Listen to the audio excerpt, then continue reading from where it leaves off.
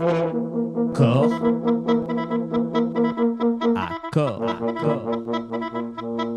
à corps.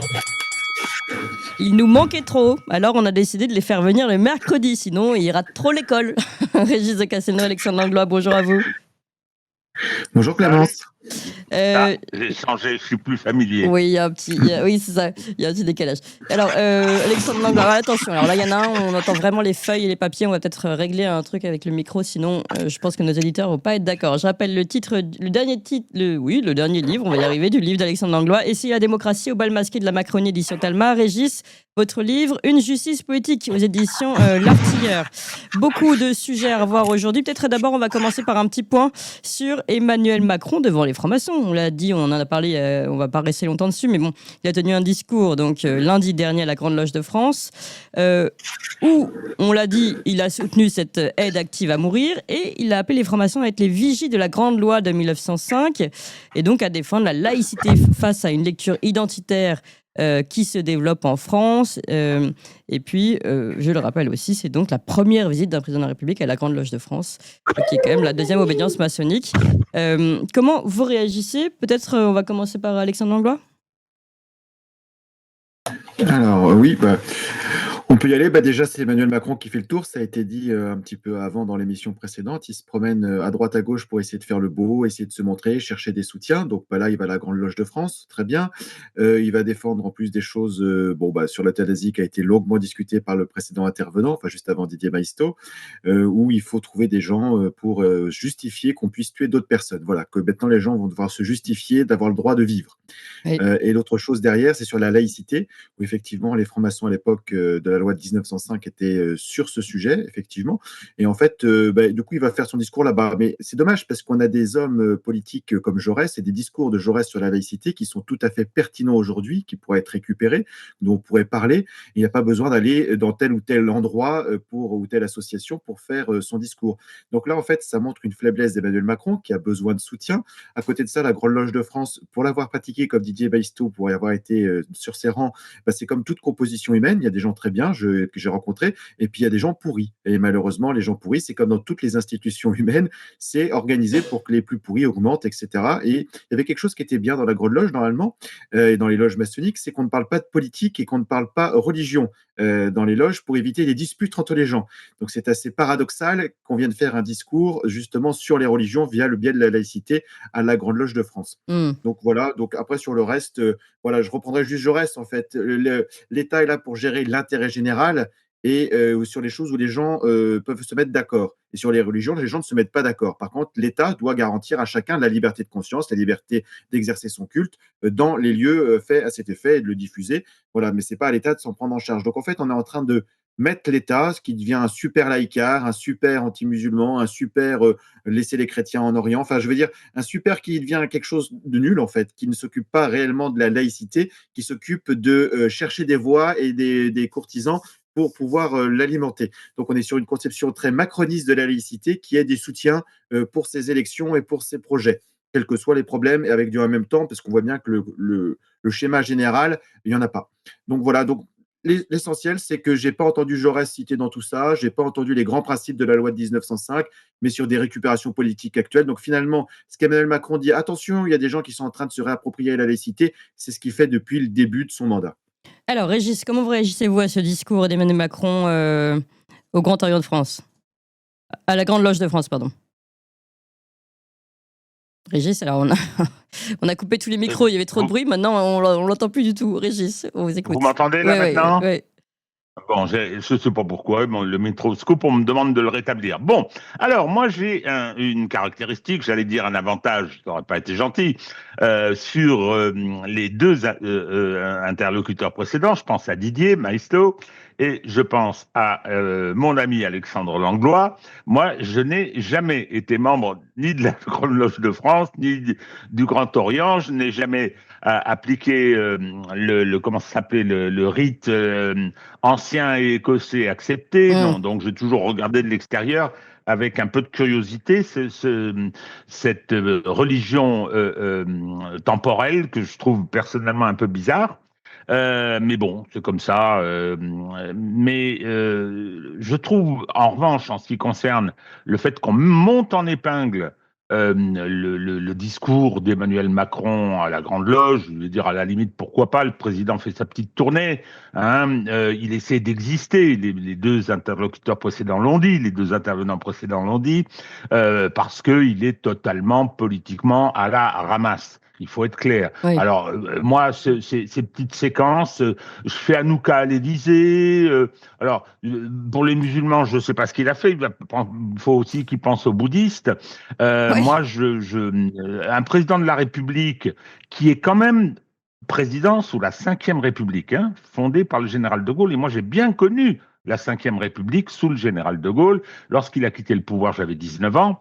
Quand je vois ça, je suis assez surpris quand même. Hein. Ça ne me semble pas être sa place. Alors, le problème, c'est que le moment choisi est particulier quand même. Il est particulier parce que on a actuellement au Parlement un débat qui est détestable. Détestable, c'est-à-dire qu'il y avait une loi Leonetti qui avait été déjà initiée par les loges, que ce soit au Sénat où ils sont assez puissants ou que ce soit à l'Assemblée nationale, et on a décidé, et Emmanuel Macron en a fait un élément de son mandat, on a décidé de refaire une loi parce qu'on voudrait probablement, quand j'entends Monsieur Falorni, qui est effectivement le représentant de cette tendance et qui prépare le texte de loi. Il parade, il jubile, et on voit tous les amendements qui visent à encadrer le meurtre légal qu'on est en train de mettre en place dans la loi.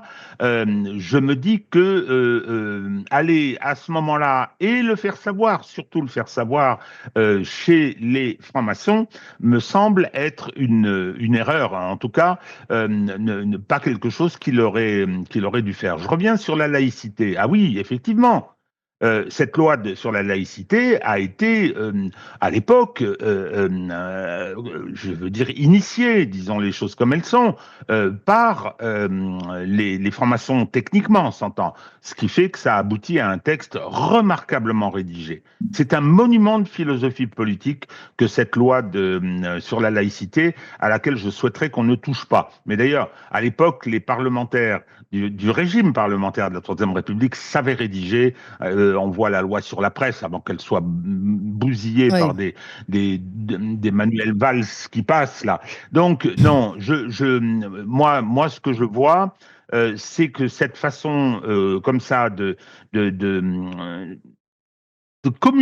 communautariser, parce que les francs-maçons, ce sont des communautés légitimes qui ont parfaitement le droit de fonctionner comme ils l'entendent, de discuter, de raisonner, et ensuite d'être force de proposition dans le fonctionnement d'un pays démocratique. Je trouve ça tout à fait logique. Mais le président de la République n'a pas à mettre en avant certains, à en valider certains. Et ce d'autant que nous sommes actuellement devant une mutation anthropologique importante. C'est-à-dire qu'en France, on va mettre en place des textes qui vont donner à l'État le pouvoir d'entrer dans les chambres et de décider qui a le droit de vivre et qui ne doit plus vivre.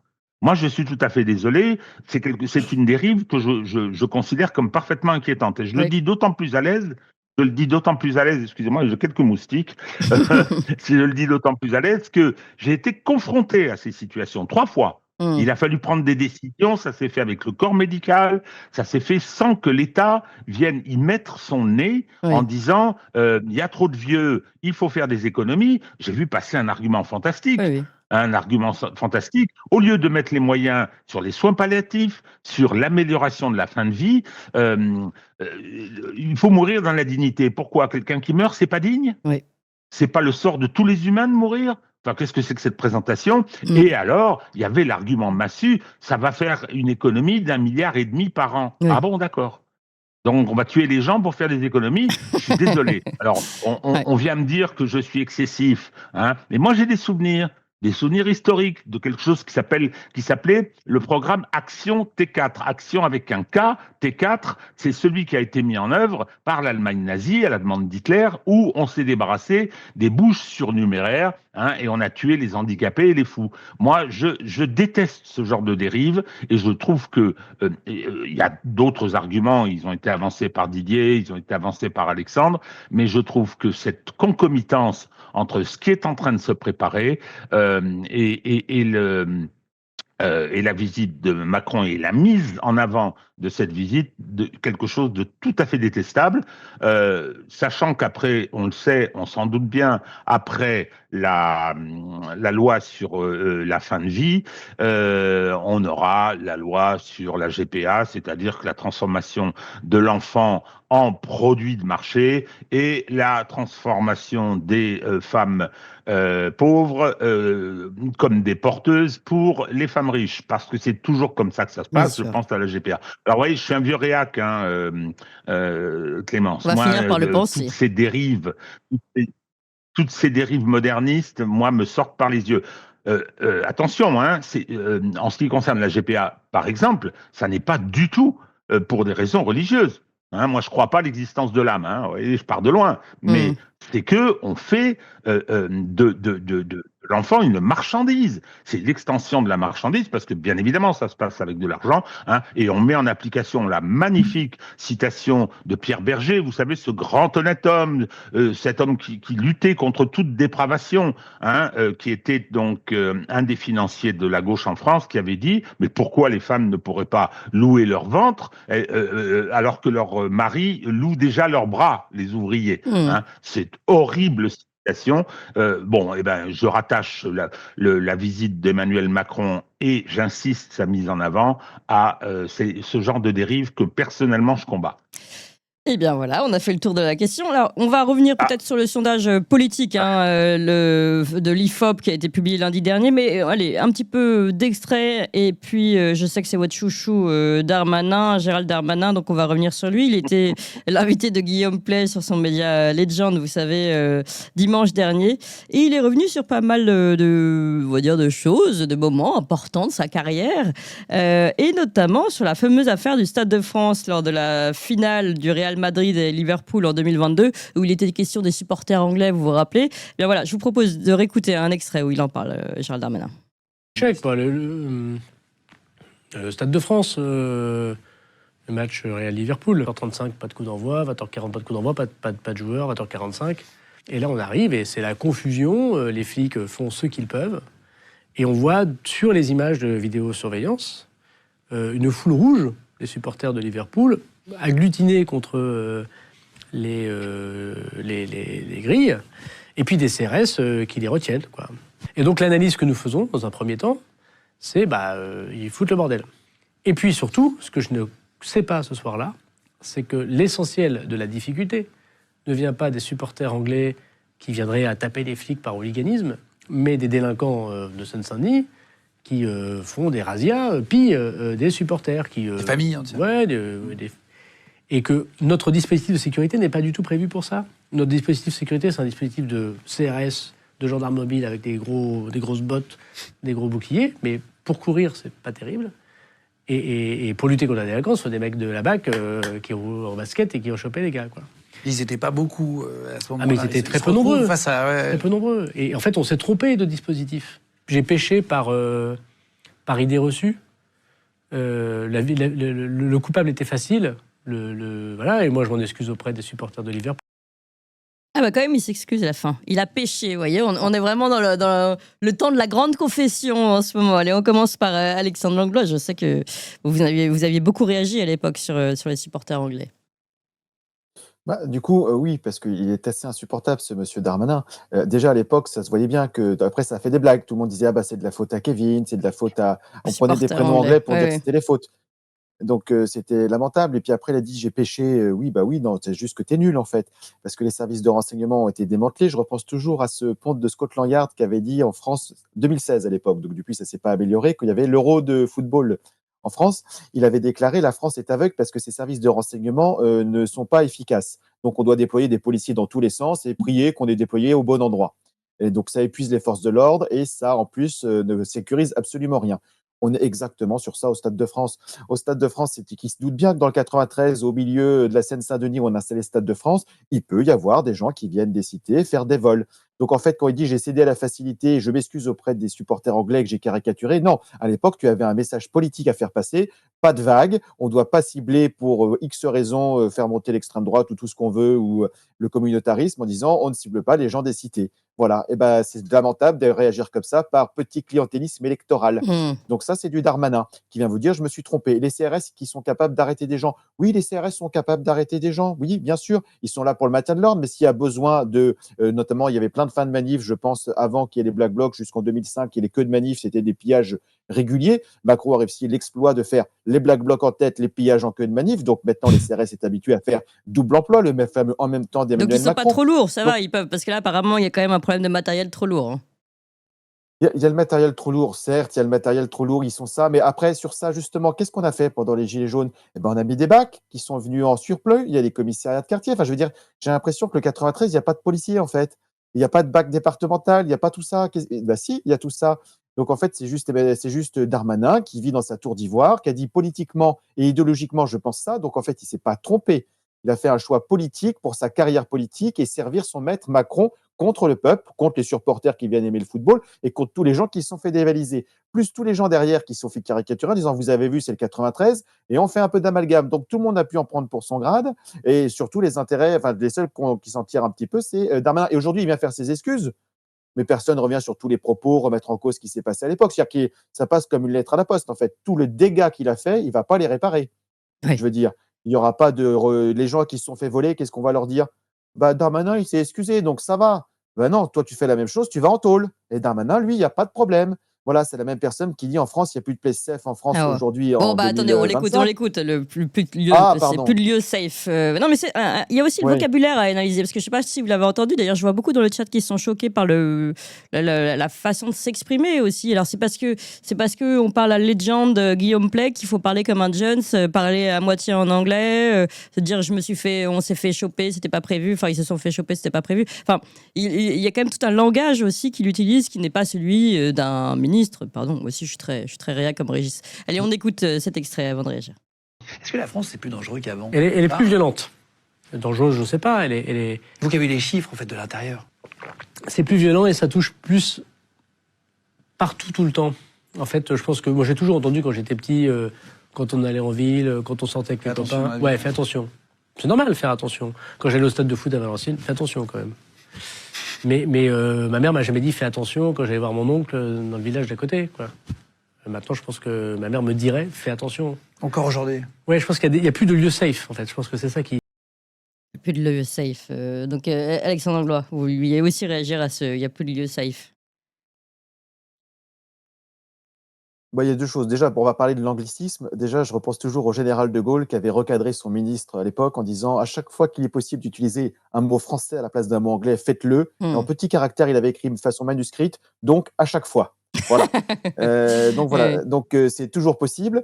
Et petite anecdote amusante, il y a les Anglais ont plus de mots français qu'on a de mots anglais. Voilà, c'est la petite anecdote. Mais donc, du coup, continuons de défendre la francophonie. Bah oui. Et ça commence déjà par le langage dans notre pays. Oui. Je rappelle, petite anecdote aussi au passage, Emmanuel Macron avait mis à la tête de la francophonie quelqu'un du Rwanda pour des raisons politiques et le Rwanda avait abandonné le français comme langue officielle pour passer à l'anglais. Donc, je veux dire, voilà, nous avons quelqu'un qui est toujours la Macronie, réseau politique et pas du tout d'intérêt, parce que même les Québécois à l'époque avaient été choqués de la réaction d'Emmanuel Macron. Bah oui. Voilà. Donc, sur le petit passage, parlons français, on comprend mieux, parce qu'après, quand on parle en anglais, bah, du coup, ça peut couper une partie de la population, ça fait partie aussi d'une partie de notre langage qui tombe, etc. Et en plus, chose amusante, c'était pour parler avec des supporters anglais dans le cadre présent, donc c'était assez amusant qu'ils parlent en anglais.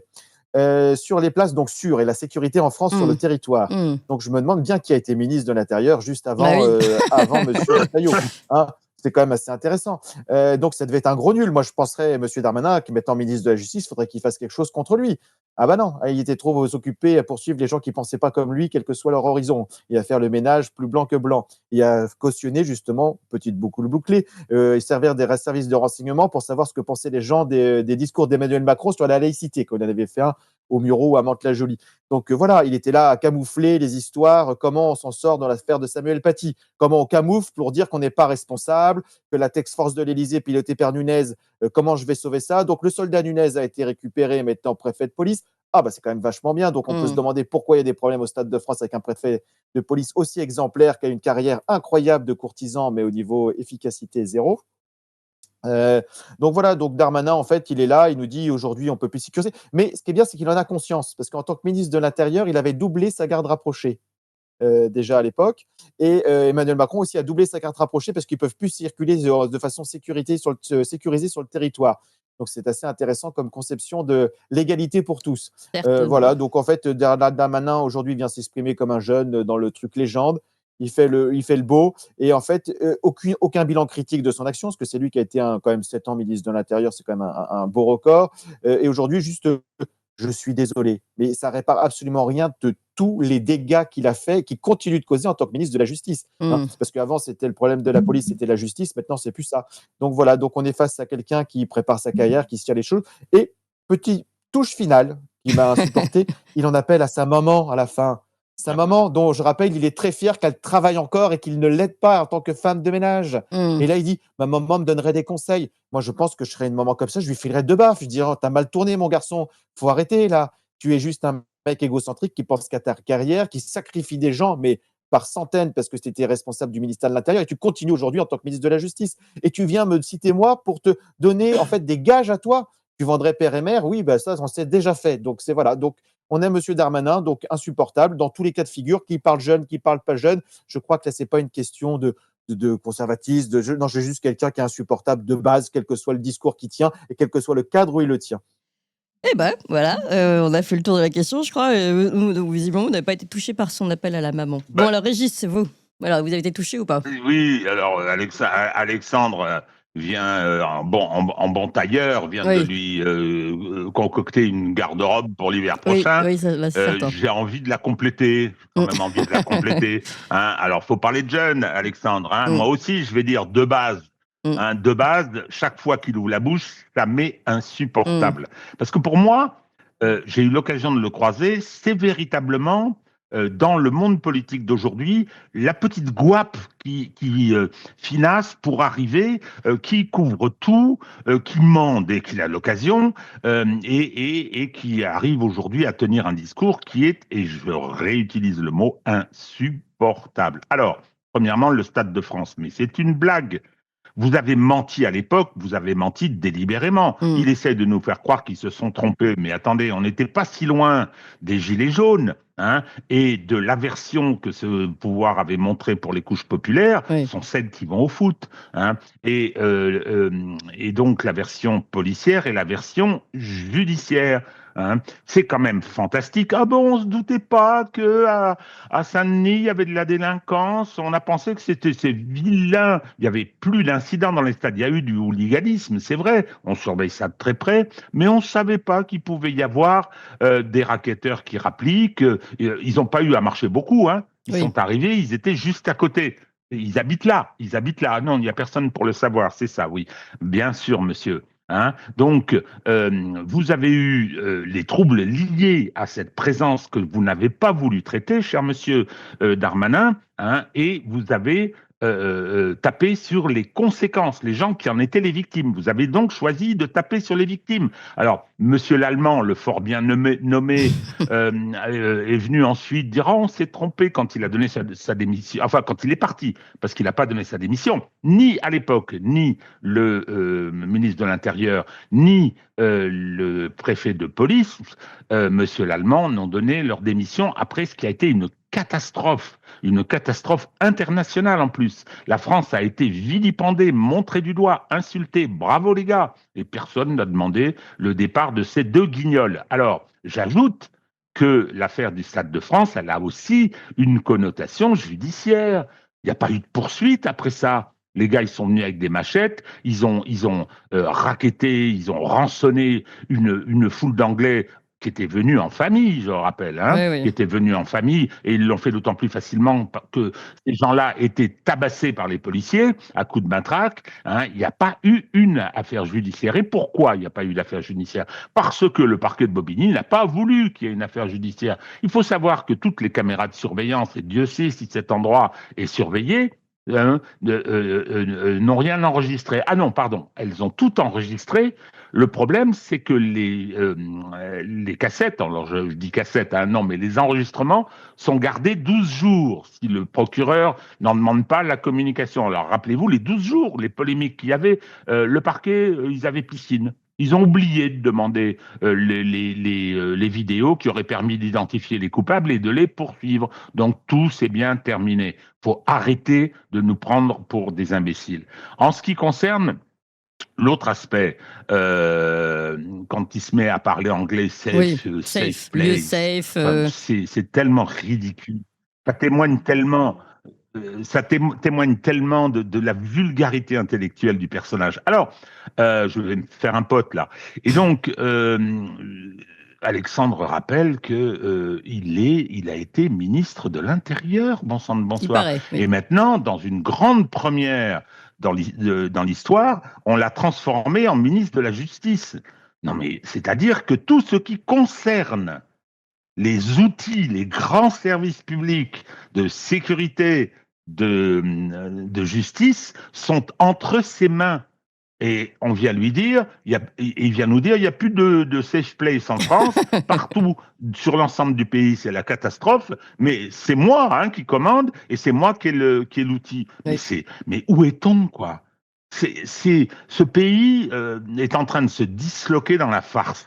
Cette interview est purement une farce. Et puis, il ne peut pas faire autrement, quelque part, de reconnaître qu'il n'y a plus de safe place, parce que c'est la réalité. Il a succédé à un ministre dont je rappelle qu'il disait « Oh mais attendez, c'est le sentiment d'insécurité. La France n'est quand même pas un pays où on peut se faire égorger. » Moyennant quoi, il y en a eu 4 ou 5 dans les 2-3 mois qui ont suivi. Il est resté jusqu'au bout. Il est resté également ministre. Ce système où naturellement la démission ou la responsabilité n'existe pas, est en train totalement de gangréner ce malheureux pays. Allez, on va parler politique voilà, pour finir. J'ai été très modéré, ma chère. Oui, j'ai vu. On a bien fait le tour, le pauvre, de ce cher Gérald Darmanin. Alors, on va parler maintenant, mais alors lui, d'ailleurs, il n'était pas dans le sondage, Gérald Darmanin, du sondage IFOP. Lundi, l'IFOP a publié donc son sondage pour Hexagone qui montre que le Rassemblement national est plus fort que jamais en vue de 2027. Et à chaque fois au premier tour, donc pour la présidentielle, vous avez bien compris. Donc le sondage prend en compte la possibilité de plusieurs candidatures selon les camps politiques, vous connaissez le jeu. Jordan Bardella ou Marine Le Pen au RN, Gabriel Attal ou Édouard Philippe au centre, ou encore Bruno Retailleau ou Laurent Wauquiez chez LR. Je propose de voir la première image, je crois qu'on en a 2, des résultats. Donc vous voyez que dans tous les cas, le RN sort largement en tête au premier tour avec entre 30 et 35% des voix selon les configurations. Et à l'heure actuelle, Jordan Bardella battrait même n'importe quel candidat au second tour. Alors il emporterait avec 67% des voix face à Jean-Luc Mélenchon. 52% sur Gabriel Attal et 53% sur Bruno Retailleau. C'est contre Gabriel Attal qu'il remporterait le moins de points. Alors chez les macronistes, le match bascule en faveur d'Édouard Philippe qui tourne autour de 20% dans les sondages, contre 15% pour Gabriel Attal quand même. Et chez les LR, le jeu est plié en faveur de Bruno Retailleau, là pour le coup, qui est à 10% quand son rival Laurent Wauquiez ne dépasse pas les 3,5%. Et puis à gauche, la partie n'est pas jouée non plus. Jean-Luc Mélenchon, Raphaël Glucksmann sont au même niveau, entre 10 et 11%, je crois que vous pouvez le voir. François Ruffin, lui, est à 5%. Quant à Marine Tondelier et Fabien Roussel, ils ne dépassent pas les 3% chacun, ce qui fait que la gauche représente à peine plus de 20% des intentions de vote au premier tour. Voilà les premiers. Alors pour cette fois-ci, on va commencer par vous, Régis. Les premiers, les premières images, on va dire, de ces. Bon, évidemment, on est encore très loin. Et puis, encore une fois, ce n'est qu'un sondage, donc ça ne veut pas dire grand-chose. Ou plutôt, ça veut dire ce qu'on veut bien voir aujourd'hui. Régis de Castelnau, comment vous l'interprétez ?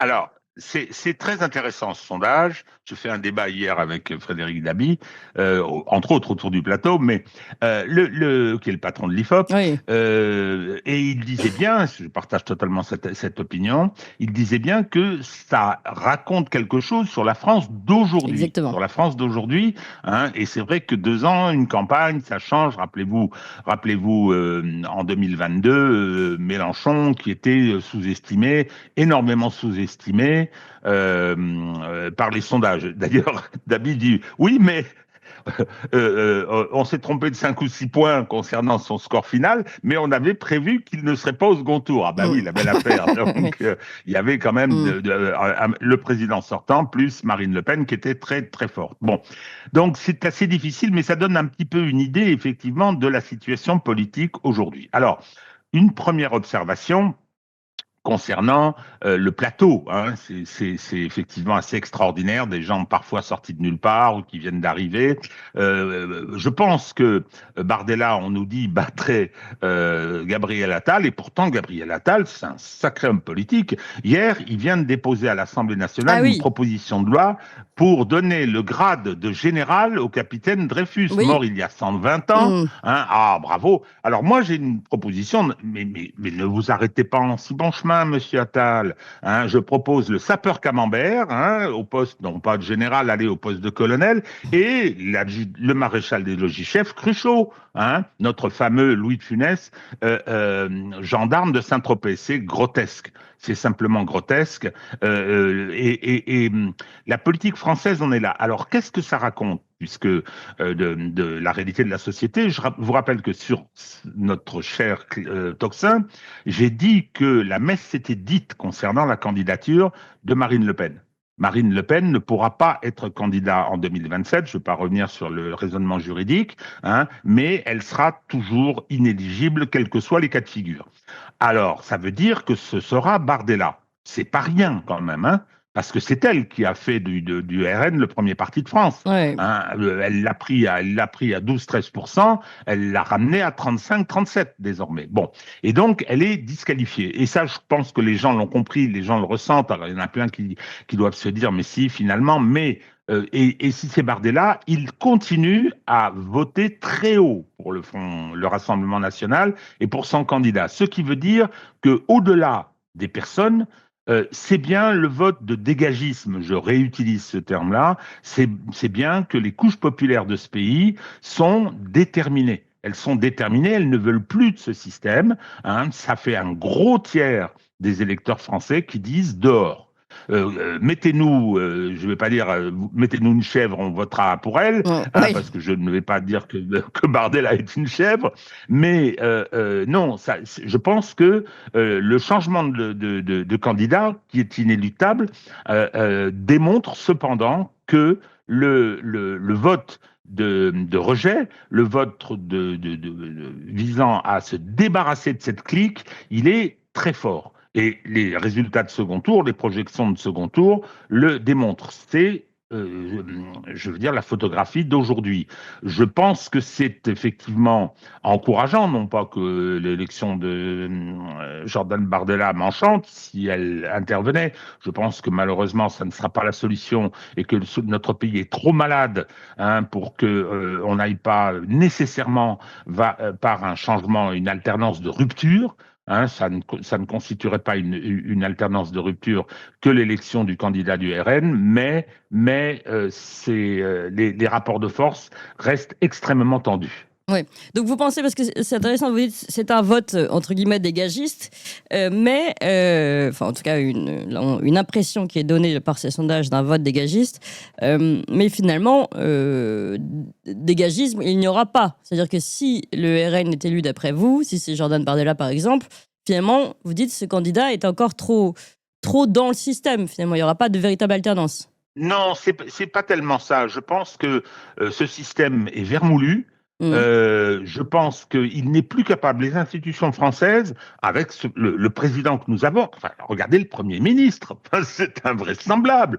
Je veux dire, on est la risée du monde. Oui. On l'est déjà pour Emmanuel Macron, mais avec François Bayrou, c'est pire que tout. Eh bien, ce système politique, et on voit le panel on nous présente, Ruffin, non mais écoutez, Ruffin, Marine Tondelier. Alors Ruffin, il monte pas très haut, hein, il a 5%. Non, ben, oui, mais les médias ont essayé d'en faire une alternative. Oui, tout à fait. Glucksmann, sorti d'on ne sait où, dont on dit qu'il est philosophe, il n'a jamais été philosophe, son père l'était, mais pas lui.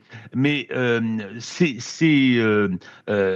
veux dire, ce système n'est plus capable de produire de la politique. Oui. Alors, il y a raison à ça. Là, une des premières, c'est qu'il n'est plus souverain. La France n'est plus souveraine. Toutes les grosses compétences sont désormais à Bruxelles, la monnaie, mais maintenant on essaye de lui donner la défense, c'est vous dire. Hein. Donc toujours est-il que l'économie, bien sûr, la gangrène politique est telle, les institutions sont à ce point brutalisées que ce système ne produit plus de politique.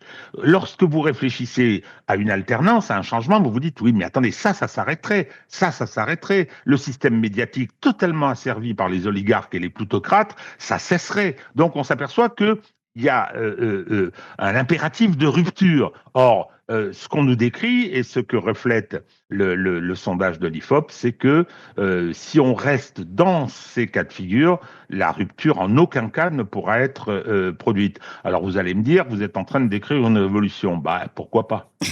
D'accord. Alors, Alexandre Langlois, comment vous réagissez, vous, à ce sondage IFOP? Alors, Alexandre Langlois, est-ce que vous avez... Tous les sondages, en fait, sont faits pour orienter la pensée des Français et des électeurs. On est toujours en train de mettre un cadre en disant on va vous aider à réfléchir mieux pour nos propres intérêts. Voilà. Déjà, la première chose, c'est qu'on nous propose dans ce sondage de choisir quel est votre prochain maître que vous voulez. C'est-à-dire qu'il n'y a rien de démocratique, il n'y a pas d'autre alternative, on doit rester dans ce système. Et du coup, quels que soient les candidats qui sont dedans pour prendre registre, ça ne va rien révolutionner le système. C'est que des gens qui sont des promoteurs du système actuel. Donc, il n'y a pas de est-ce que vous voulez garder le système? Ce serait déjà une première question qu'on pourrait poser aux Français. On leur dit non, on ne vous propose pas cette alternative. L'alternative, c'est quel maître vous voulez dans le système qu'on a choisi pour vous. Voilà.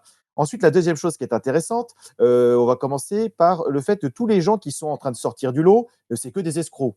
Je veux dire, ils ont tous des problèmes. Il y en a un qui a des problèmes d'emploi fictif, il y en a un qui a un problème avec le port du Havre et des collusions avec des entreprises chinoises, remis pendant le Covid, parce que c'est les mêmes à qui il avait donné les masques à faire en France au détriment d'entreprises françaises. Coucou Édouard Philippe.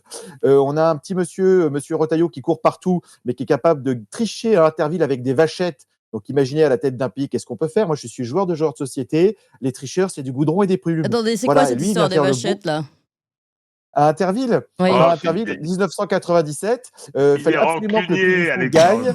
Et du coup, qu'est-ce qui se passe? Du coup, avec le présentateur télé, donnait les réponses à monsieur Retailleau et il répétait les réponses pour gagner.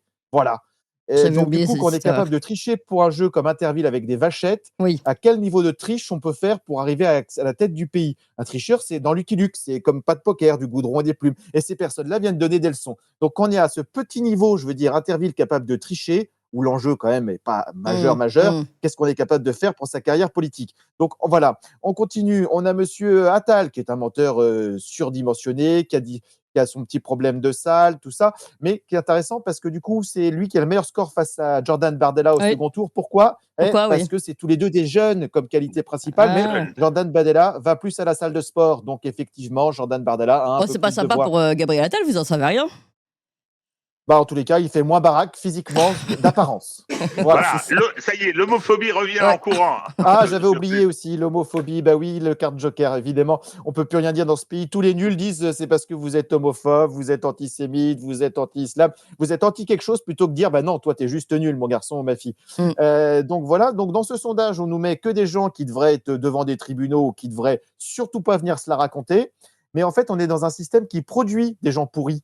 C'est-à-dire que pour monter à ce niveau de requin, il faut avoir écrasé les autres, vendu père et mère, torturé tous ces principes, faire croire qu'on les défend, hein, bien évidemment, et on arrive en haut. En fait, on n'a pas un système qui promue les gens qui sont là pour l'intérêt général.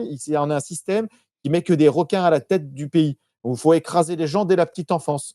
faut être le meilleur partout, le meilleur, mais au détriment des autres. Il n'y a pas de travail collectif, il n'y a pas de vision d'ensemble. C'est chacun pour sa gueule. Et on est sur ça, on est là sur des projets. Vous voulez voter pour quelle personne ? Aucun projet collectif, on ne sait même pas ce qu'il pense, parce que lui, il est plus gentil, lui, il a fait une déclaration marrante. Donc, c'est soit du spectacle, voilà. Donc, ça encourage qui c'est qui fait le meilleur spectacle, soit c'est la personne la plus jolie ou la plus belle, suivant les yeux des gens. Mais en fait, au niveau politique, il n'y a pas, c'est des marchands de tapis. Il y a des anciens qui faisaient de la politique avec qui j'étais, qui me disaient, aux époques de Gaulle jusqu'à Mitterrand, les politiques étaient aux commandes. Et il y avait des gens qui leur proposaient des choix dans les cabinets. Maintenant, c'est ceux qui faisaient les choix dans les cabinets qui sont aux commandes. C'est-à-dire qu'ils n'ont pas la grandeur d'esprit pour choisir entre d'autres opinions. Ils pensent que leur opinion est la meilleure du monde. Donc, du coup, on n'a plus des politiques, on a des marchands de tapis et des gratte-papier qui gèrent le truc. Et que cette médiocratie, pour pouvoir résister et s'entretenir, a besoin d'un entre-soi, de fabriquer le consentement. Je veux dire, ça, c'est le livre d'Édouard Bernet, 1929, livre de chevet de Göring, qui disait la démocratie. Les gens qui dirigent les démocraties, entre guillemets, nous sommes dans des systèmes représentatifs, sont des gens qui sont dans l'ombre. C'est des gens qui fabriquent l'opinion, qui orientent et qui connaissent déjà le résultat du vote avant que les gens aillent voter. Et ces gens-là, ce sont des gens qui ont des intérêts particuliers. Donc, on est dans ce système. Donc, tous ces sondages ne font qu'alimenter, quel que soit le résultat du sondage, de dire qu'il n'y a qu'une seule voie possible, rester dans ce système tortionnaire, et que quand ce système tortionnaire, on va en sortir de façon pacifique, ce système envoie les policiers et tire sur les gilets jaunes, tire sur les gens qui se posent des questions sur la répression Covid, tire sur tous les écologistes, tire sur… Voilà. Donc, en fait, on est sur ce système qui ne connaît que la force pour se maintenir, la médiocrité, parce que c'est que des médiocres. Et donc, du coup, il n'y a pas d'alternative. Donc, ce sondage qu'il met en avant pour moi, c'est qu'il y a des gens qui sont aux abois aux commandes, qui ne veulent pas qu'on sorte de leur système et qui sont prêts à tout pour que les gens restent pas réfléchir à des alternatives, qui se disent « Ah oui, c'est vrai, on n'a pas le choix, on doit choisir le plus joli, le plus beau », ou avec que des gens qui sont de la facette de la même pièce. Parce qu'au final, qu'est-ce qu'ils vont faire à la fin ? Ils vont se partager nos impôts pour se les mettre dans les poches, quels qu'ils soient. Et d'ailleurs, c'est ce qui se passe. Tous les partis politiques sont subventionnés par l'État. Tous les gens comme ça sont subventionnés. Ils vivent d'argent public. C'est les premiers assistés de France qui vont nous dire « Faites des économies sur votre argent ». Insupportable. Donc voilà, donc ces sondages ne servent qu'à les glorifier, à maintenir un système pervers. Merci Alexandre Langlois, on l'a bien compris, du goudron et des plumes pour les tricheurs, c'est-à-dire pour beaucoup de monde. Merci à tous les deux. Essayez la démocratie au bal masqué de la Macronie. Oui. J'ai une question à Alexandre qui revient souvent sur la pantalonnade de la tricherie de Retailleau. C'est impardonnable, il a raison. Mais est-ce que c'était donc un interville, deux villes qui s'affrontaient, et est-ce qu'il a des attaches avec la ville qui était la concurrente de celle que soutenait Retailleau ? Est-ce que c'était une ville de l'Ouest et que cette tricherie lui est restée définitivement à travers de la gorge parce qu'elle avait permis à son propre champion, Alexandre, de perdre.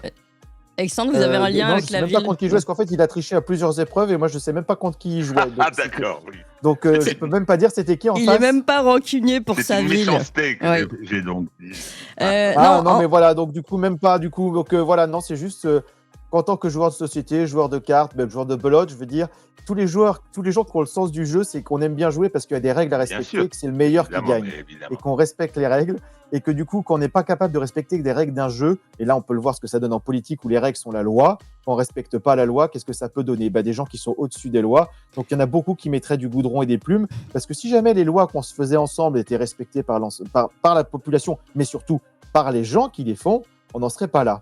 Voilà, Alexandre Langlois, j'ai une bonne nouvelle à vous annoncer parce que nous, on va faire notre propre gouvernement. Le gouvernement Tocsin, c'est aussi une émission qui va bientôt arriver, une émission politique. C'est d'ailleurs pour moi l'occasion, chers amis, de vous rappeler qu'il faut vous abonner immédiatement à la chaîne Tocsin Plus, car si vous voulez plus d'émissions politiques, bravo, historiques, géopolitiques et scientifiques, on va parler dans quelques instants, eh bien, il faut s'abonner, surtout qu'il va y avoir du lourd et notamment, on va constituer ensemble, tous ensemble, les auditeurs de Tocsin pourront voter. On va constituer ce gouvernement et c'est pas dit qu'Alexandre Langlois soit pas ministre, Régis Le Casteldo soit pas ministre.